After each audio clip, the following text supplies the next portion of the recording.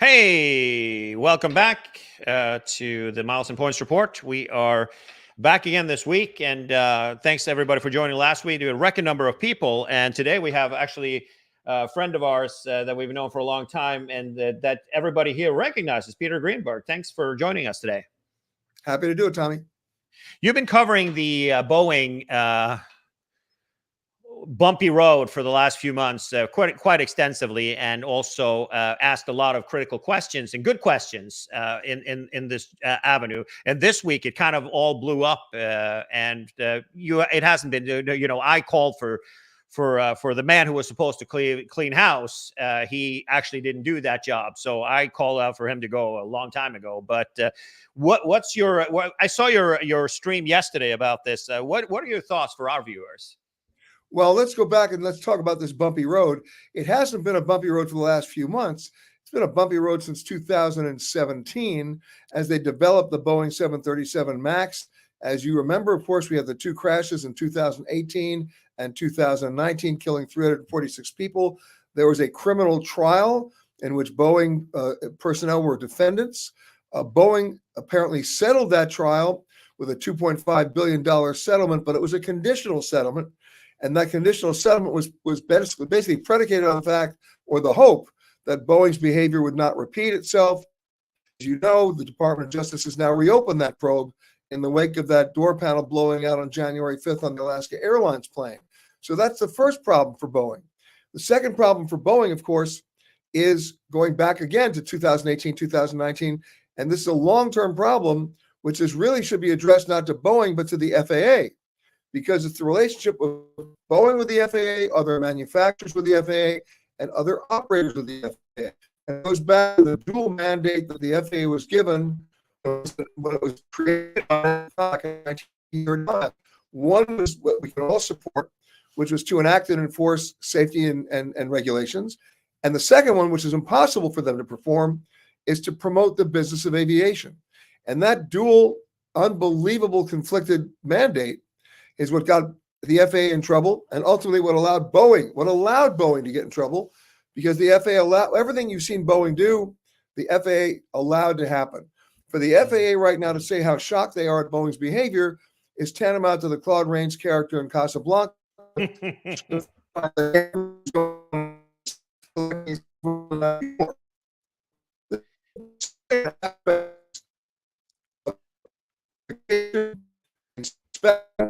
And inspection again on the assembly line. Right. And remember, when I'll give you an example.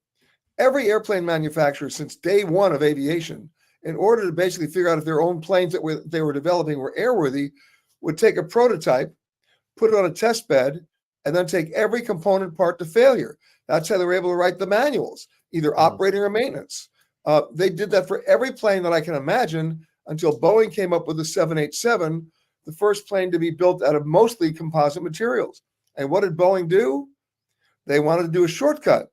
And they went to the FAA and said, instead of doing the test bed deal, will you allow us to get the plane certified on computer?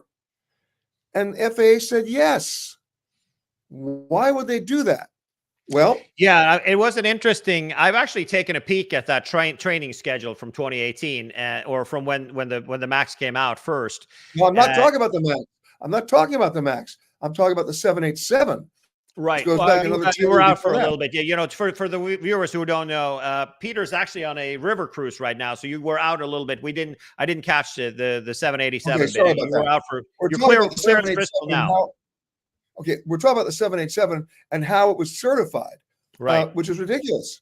You don't certify a plane on a computer. You certified it in real world scenarios. Well, once Boeing was able to do that with the FAA, guess what Airbus did? They went to their regulator and said, well, the FAA let Boeing do that. Certified on computer, and they said yes. This is nuts. Right. So there's your first problem. The second problem is, and this goes back 40 years, which is not just Boeing, it's the original Douglas, then McDonnell Douglas, Convair, Lockheed, you name it. The FAA doesn't have the staff and the resources to do the proper inspections, so they delegated that to the manufacturer, and they were allowed to use what they call FAA designated inspectors who are on the payroll of the manufacturer. If that doesn't scream out flamingly as a conflict of interest, nothing else does. So you put yourself in the shoes of a designated inspector. Is he or she going to slow down the production line for the guys who are paying their payroll? I don't know. So there's your second problem. Now, that problem came to roost on the 737 MAX. And that became part of congressional testimony where the then chairman of the House Transportation Committee, Peter DeFazio, said, this has to stop. Well, guess what? It hasn't really stopped because Congress never gave the resources and the money to the FAA to get them the resources and the money to hire and train the independent inspectors that they should have been having since they were enacted by Congress. So we're dealing with decades-old problems here. And so now the biggest problem is that the FAA for decades has looked at manufacturers as clients, and they've looked at airplane operators as partners. Both of those are insidiously wrong. Right. Yeah, we have a common friend who works at the DOT, who has actually been part of this incredible audit and the incredible walkthrough that has been of everything that's happened in the last 5 years. And let me tell you, this is something that nobody really paid attention to, and because used to be that the quality control in Seattle. And also with Spirit out in Kansas, it was, there were when a new airplane went to be certified, there wasn't an issue. And the problem is that they started cutting corners at some point. And they did more than that, Tommy. What they did was when they were talking about the 787, for the first time in our history, they decided they were going to subcontract out just about the entire plane to different suppliers. So where is the inspection going on, and where does the buck stop? Now, this criminal investigation right now, which may, emphasis on the word may, have resulted in these 3 executives departing from Boeing, is focusing on what? What did Boeing know, and when did it know it? And that's what we need to find out. No, but we have common friends. So Larry was the chairman of the board, and we both know him from his Continental days. And I'm literally surprised that the Boeing board has, the way that they have addressed the issue. They specifically hired Calhoun to clean up this mess. That was the reason he was brought in and why he was paid top dollar to do it. And he couldn't have failed more miserably than that. Remember doing that. Well, look, let's go back to the makeup of the FAA. With very few exceptions over the past 40 years, who was the chief administrator of the FAA? A former airline executive. Whoops, there's a conflict of interest. And then you've got another airline executive that's the chairman of the board at Boeing. Right. So, well, listen, I wouldn't necessarily call that a conflict of interest, but certainly they have a seat at the table. That's okay. Right. The problem is it's the FAA. If the FAA doesn't finish understanding what their real relationship is with the airlines and the manufacturers, this problem is going to continue. Because remember, Boeing is America's largest export company. It's got huge contracts with the government and the Defense Department. So there's no other game in town. It's not as if the airlines can say tomorrow, although Korean Airlines just did that, we'll talk about that, but it's not as if most airlines can say tomorrow, we're going to go and get our new planes from Airbus. They're going to have to wait in line because the Airbus book orders are full. So Boeing is more leverage here than you think. The problem is the buck stops and starts with the FAA. They're the ones who have to fix this. Right. And so speaking of, there's obviously massive regulatory issues that will run its course now through Congress. But looking at what fair, you talked about the outsourcing of pretty much the entire airplane of the Boeing 787, and we've seen the Dreamlifter take off. I went on a tour. I'm sure you went on the same tour, and looking at how that's done and how they bring the Dreamlifter brings in the components from all over the world. What happened also after that is that Boeing decided to start and cut costs. So they moved the headquarters to Chicago. They started up a second plant in South Carolina to make the 787, and which has been a big problem with many sorts of problems. And they did this to cut costs. The unions say that that's what happened. That's what, you know, you hire monkeys, you get peanuts, you get pay peanuts, you get monkeys, right? And then the response from Boeing is that we couldn't afford to have this setup in Seattle across America because now. people were paid so much. Right, but we're seeing another problem here. And the other problem is not just particular to Boeing, it's particular to corporate America. We've gone from the days of entrepreneurial, swashbuckling, consumer-friendly CEOs to CFOs. And it's a CFO mentality that's hurting a lot, especially when it comes to safety, because they're not worried about they're worried about more than what it's worth. They're worried about what it costs. And there's your problem. Mm-hmm. Yeah, no, it's been an interesting thing to follow, and to be honest with you, I have, you know, a lot of good, really close friends to me. Many of them are retired now that were former executives of Boeing. I still have friends up there, but they're not in that department, if you will. They are in sales and in marketing and PR and stuff like that, and it's a kind of a really interesting thing to see that there was a major shot across the bow. They invested a ton of money to make sure that the 737 MAX was a safe airplane. They got it up into the air. They had it grounded for over a year, and with a massive cost for their shareholders. And they come back, and there are literally screws rumbling around on the plane, and things have not been tightened. Basic stuff that is just absolutely horrific. Yeah, but let's go back here for a second. You said they really spent a lot of money to make the original plane safe. Actually, no, they spent a lot of money to make sure that they could get the plane certified, not as a new aircraft. And basically that was the mistake. And look, anytime you're adding stuff to the airplane, you're moving the engines, you're changing the center of gravity, you're putting on a flight management system that nobody knows how to operate, and worse, nobody knows how to override. That requires a new certification process that would have delayed their assembly process, and they got around that by basically bamboozling the FAA. We have memos that say it. We know about it. Yeah, I think that it's quite common, the practice that they did, though. Remember also the Airbus 320, the competitor of is only 20 years younger than the 737 fuselage setup is. And, you know, should they have built a brand new plane? Absolutely, they should have done that. But, you know, it doesn't happen in the real world, unfortunately. No, but Tommy, that's not what we're talking about. We're not talking about building a brand new plane. It's talking about anytime you make those kind of additions to the original airframe, you have to get it certified as a new plane. And that should be done, no ifs, ands, or buts. And they got around it. And that's why you lost those two planes in Ethiopia and Indonesia, because those pilots were never trained on a flight system they didn't even know they had. And when it didn't. The first one, yes, I agree with you there. The second one should never have happened. That's either way, the problem is there. You talk to any American Airlines pilot right now who's flying the 737 MAX,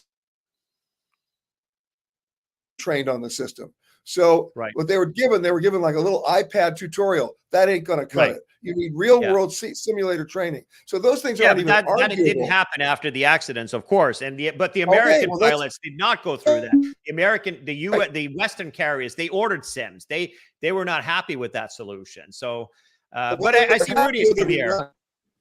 Okay, well, we're happy with it or not. Whether they're happy with it or not, what remains not negotiable in terms of facts is they didn't do it. And by not doing it, it's crazy that was even an option. Right. So there you go. So we've got Rudy coming in from California, and Peter's on a river cruise. Are you with Ama Waterway? No, I'm with Viking today. We're actually on our way to Normandy on the 80th anniversary coming up on D-Day. Beautiful. That is a beautiful thing. And Rudy's in California today. He's a little tired because he got up at 4 o'clock in the morning to fly out west. Before that, actually, but okay. Yeah, I'm a little tired, but I'm fine. Hello, Peter in Paris. Hello, Tommy in Sacramento. Here we are. See you. Yeah, I'm just going to bring up the one thing. I know Peter's late for Peter, so we're not going to let him sit through the whole exercise, but we really appreciate the insight. So today, the press release came out. Speaking of, it's related to this. And as you said, it's not like you can run across if you're not happy with your Chevy, you can go over to Ford or Volkswagen or whatever the case may be. It's a long wait list for everything airplane, but it looks like, you know, the word that came out today was that they ordered a bunch of Korean Air ordered a bunch of Airbus 350s. So 27 of the largest model, the 1000, and then 6 of the 900, which is kind of a little bit interesting because they haven't really been a big Airbus shop.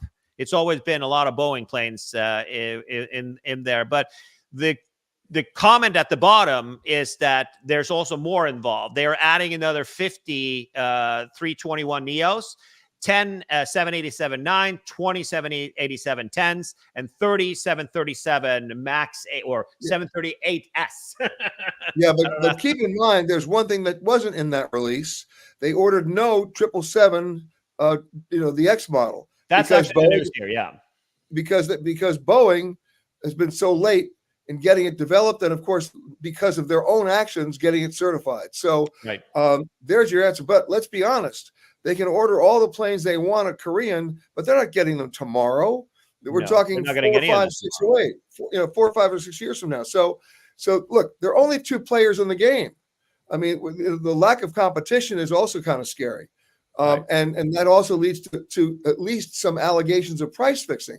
But forgetting that, the airlines have very little leverage here in terms of the choices that they're going to make. Once again, it goes back to the regulators. And the regulators can very easily say that until we're satisfied, not some Boeing designated inspector, but until we're satisfied that this plane is, first of all, airworthy and that every plane coming down the assembly line is safe, guess what? They ain't going to fly. And that's really where we are right now. The FAA has been forced to do that, something they should have been doing a long time ago. So how do you feel about, what are your thoughts on the Chinese manufacturer that's now in the final stages of their first narrow body plane? Yeah, I was just going to say, we have a third competitor coming in. Yeah. Go ahead, Rudy. No, I was just going to add that in, that maybe there'll be a third competitor eventually. Maybe. Yeah, but buying from them too. Yeah, but here's the deal. Right now, I don't see a single Western airline buying a Chinese plane because for a long time, all the Chinese were doing was stealing Boeing plans. I mean, come on. So, and not only that, you have to deal with maintenance. You got to deal with spare parts inventory, a supply chain issue there. Right. Oh my goodness! Can you imagine if they can't get the parts in time, the airline's grounded. So right now, I am not going to put a lot of faith in U.S. carriers buying a Chinese manufactured plane. I also don't think the Europeans are going to be doing it. I mean, it also has to do with the performance of the airplane. It's not very efficient, right? So they're looking at the weight.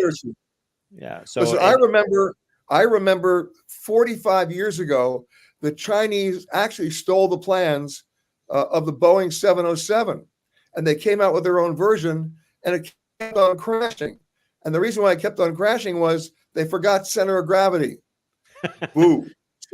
So look, right now, the jury's going to stay out on the Chinese planes, and we're stuck, either good, bad, or ugly, with Airbus and Boeing, contingent on their own regulators doing the job they're supposed to do.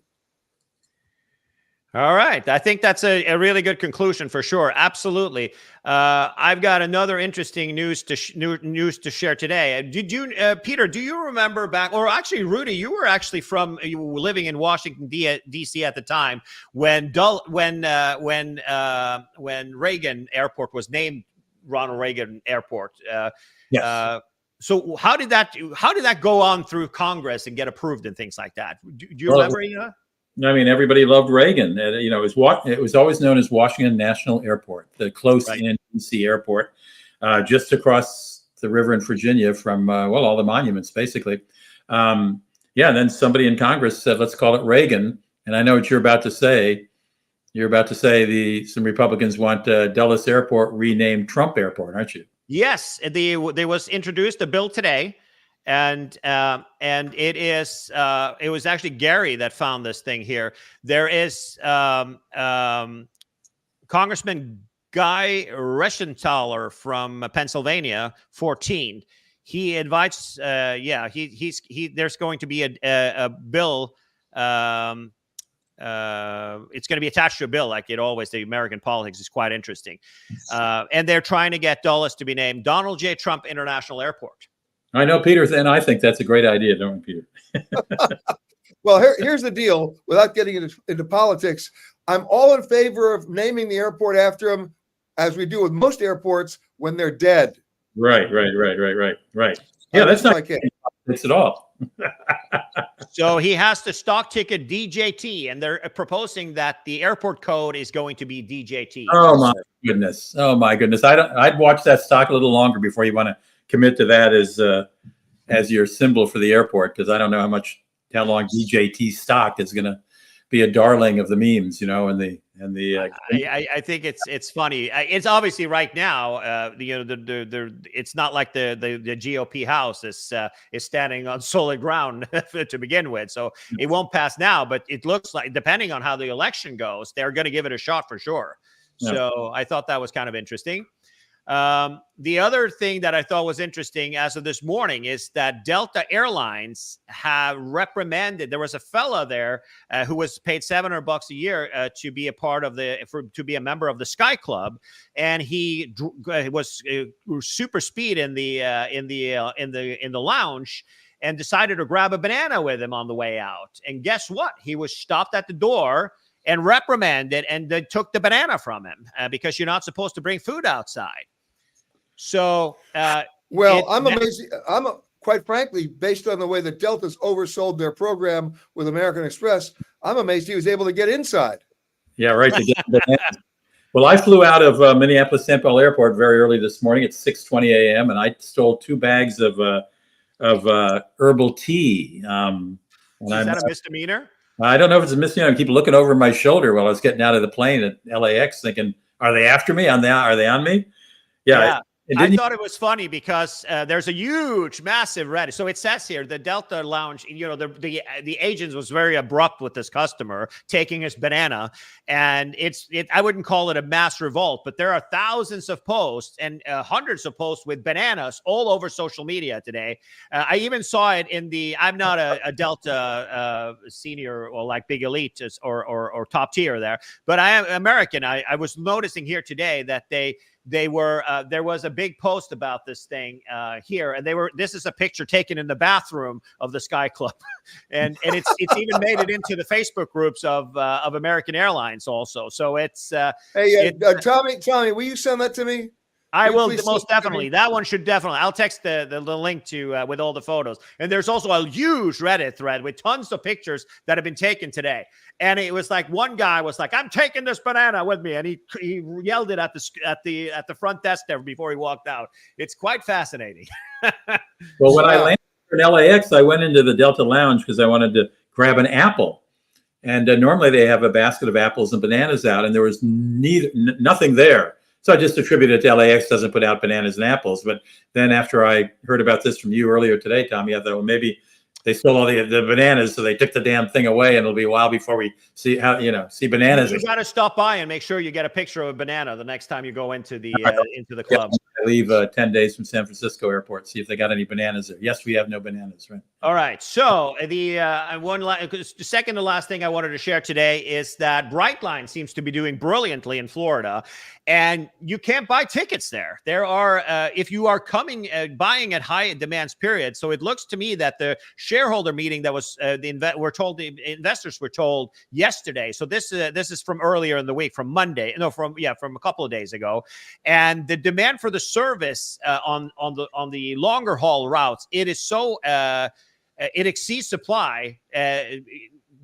On most of the 50% of the trains are 80% plus. The rest of them are full. So they are now ordering more train sets that are supposed to be coming in fairly recent, as soon as this summer. I didn't expect that to happen so quickly. And they have now 14 round trips a day between Orlando and Miami. You got to book ahead is the moral here.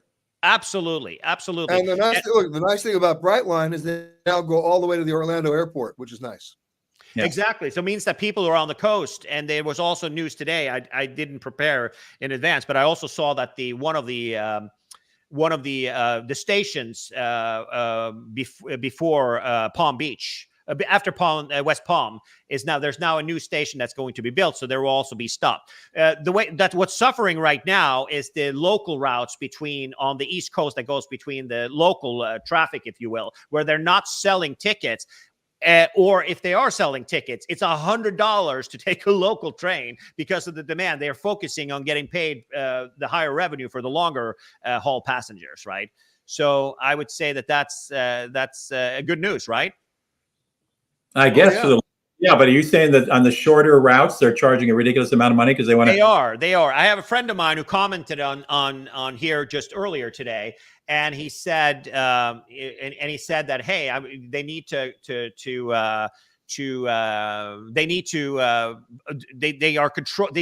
offer, if they're going to be successful in the shorter stations on the East Coast of Florida, they need to start offering things. He tried to get to some sort of a football game, and it was $100 to take it, from a station where he lives down to Miami to go to see a football game. That's crazy. So, but what are you going to do when the trains are full? Then you're going to take the passenger that pays the most money. There's nothing wrong with that. Hey, welcome to the world of airlines. It's surge pricing. Right, no kidding. Speaking of train, meanwhile, in California, there's a Newport Beach-based company called Green Star Lines who are going to resurrect a sleeper car nightly service between LA and San Francisco.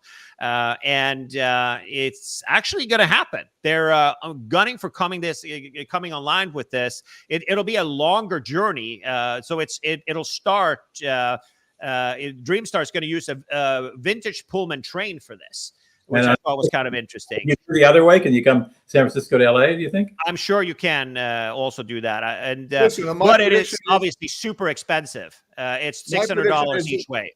Sure, my prediction is they'll do very, very well on Friday and Saturday nights, and they'll die the other 5 nights of the week.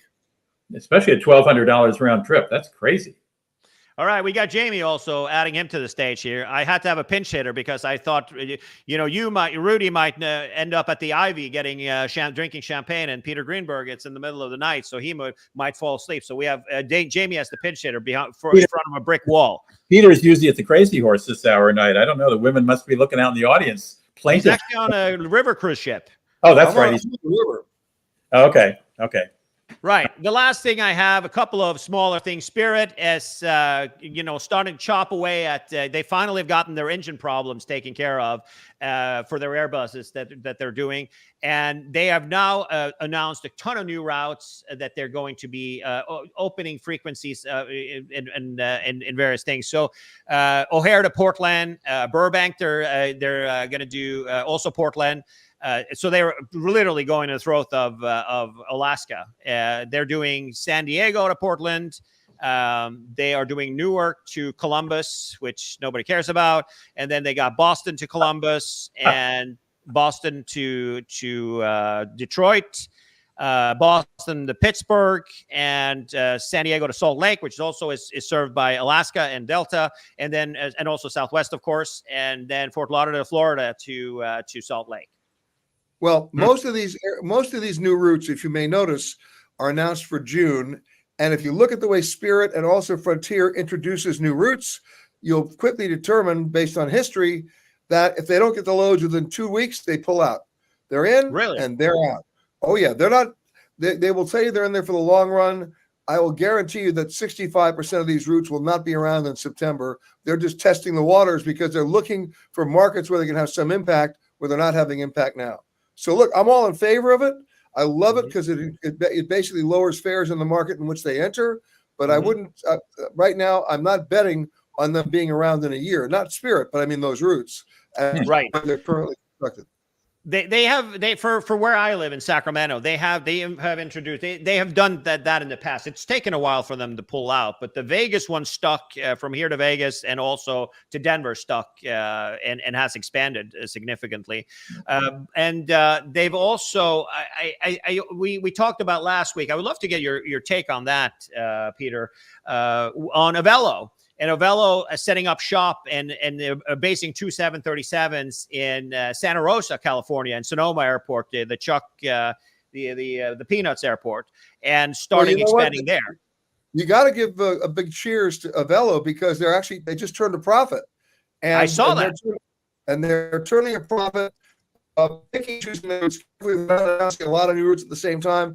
Santa Rosa is an interesting choice because they're not the only airline that's now announced to fly in there. Up until now, the airline that's been dominating that market's been Horizon on the Dash models out of Seattle and out of LAX. So it'll be interesting to see how they can look. There's a market, and that's Santa Rosa Airport, that can only get better because they had such infrequent service. So I think that's great. Right. Yeah, Alaska's been kind of the king of the castle there. They also started, Avelo was so successful with their Vegas route, which has been their biggest seller, that they've increased frequency. Of course, Alaska then opened that route. It's starting now in a month from now. And, but the airport, I mean, for people that want to try to avoid the Bay Area, all the tolls and all the traffic getting through there, it's a, you know, it's a great community from Healdsburg to all the way down to the coast, and also wine country is, it's, you know, avoiding SFO can be a beautiful thing. So they've opened up, there's some, you know, Avelo, you know, our friend Andy Levy is a good guy, came from Allegiant, where he was CFO, and he was at United before that. Yes, exactly. And also before then, he was side by side with me in the telecommunications industry. A really hardworking guy, and he turned a profit. I mean, how many people were believing that they would stick around for long? No, good for them. I like that idea. Listen, if you take a look at what's going on in the airline business now, every airline has become a low-cost carrier. I include Delta, United, and American for that. In the old days, we used to call that predatory pricing. And so for airlines like Spirit, Frontier, even JetBlue, and Avelo to be able to hang in there against the big three, you know what? More power to them. Right. And the last thing on the list today, which is over in the Miles and Points, a lot of talk about Bilt, American not working with Bilt anymore, and Alaska joining and being a new partner. Now we're coming up on Rent Day. Jamie, are you ready for Rent Day? I am Rudy, ready. for that matter. I'm Mr. Bilt. What have they got? Have they announced any promotions yet? They have. It is fitness classes and all sorts of things like that. So I guess no. Jamie, what was it again? I have not heard. I think they announced it a little closer to the first of the month. I don't think these are the. Well, no, they're saying April rent. You're right. Well, 6 times for meals, but it's Jamie, only. What was it? Did you read it today? It's no, I have not. They're on the Bilt, but they're Bilt restaurants. They're just in like 4 cities and not many restaurants. It's not like a restaurant, you know. So that I think that at the end of the day, the Bilt situation is this month. It's that it's 2 to 6 times on rent day purchases, and the rent day purchases is, you know, dining, and it's not just the Bilt restaurants, Rudy. It's any restaurant on rent day. Well, is it any purchase or just any restaurant? Any restaurant. So it normally earns 3 times, but on rent day it earns double, so it's 6 times. Right. It doesn't have to be the Bilt. You earn more from the Bilt restaurants. Okay. The 3 points during the regular days of the month. 3x. The Bilt restaurants, of which there aren't many yet. So right. Well, the 3x is actually for any restaurant. You don't have to go to the Bilt ones. That's true. Yeah, but at the end of the day, though, it's fitness stuff. Get a great deal on fitness classes. I thought that this was kind of weak this month. Is this the complete thing, though? Looks like it. Yeah, well, that's a lame month. So that officially bottomed out. And those are all the news and stuff that I have for today, for this week. Anybody else have I know that did anybody have anything else they wanted to chat about? There's actually something brand new as of a few minutes ago. I don't know if you saw it, kind of hit the wires here, that the Chase Sapphire Reserve and Ritz-Carlton card are losing the restaurant access with Priority Pass. I know. That was the last straw. And you know why, right? Well, you've got these idiots that are going into restaurants and just ordering a bunch of takeout and all sorts of crap and abusing it. But right, there's a Reddit thread, and there's also in these Facebook groups. Amy, I don't understand this. Tell me this again. So there is for airports, and some airports. You can use your okay. You get a $28 per person credit for your Priority Pass if you use your Chase card, or you use any Chase card that has the Priority Pass. So either the Sapphire Reserve or the Ritz-Carlton card. In an airport where there's not a lounge, or you don't want to go to the lounge, it's overcrowded. Like if you're in San Francisco and the Centurion Lounge is mayhem, you can go downstairs to the Yankee Clipper restaurant and you can order up to $28 per person on the check there and sign it to your card, and it's completely free. And what's been happening is that you have all of these miles and points jackasses that are doing way too much of these things. We have people buying refundable tickets, going into Portland Airport, picking up with their whole entire family with 2 cars and picking up $120 and then heading out. And that's the end of that. And I was just saying that the other day. It's like, this is why we can't have nice things. We were literally, Jamie and I was talking about this a week and a half ago. Now it has happened, and American Express used to have it, and like a lot of effort. That sounds like a lot of effort to get a free $28 meal. Hey, Rudy, you don't understand that people will go to the lengths of the world to connect an airport. You know what my dad used to say? The last idiot has not yet been born. And now it's gone for us who are actually, when you go to an airport and there is a restaurant, it was for those who don't, take advantage of this and actually go to these restaurants because they don't even check your boarding pass, right? That's how they get away with it. So, but anyways, that's breaking news today. That kind of sucks. And we were just in Hawaii. We had a layover in San Francisco. And we had a meal there, so that's it. I wish everybody Rudy, did you have anything that you wanted to add today? No, you covered it. I came in while you were the item I sent you was about the announcement last week that Korean Air was buying a bunch of Airbuses, but you guys were covering it as I joined late. I joined late as well, Jamie. So beautiful.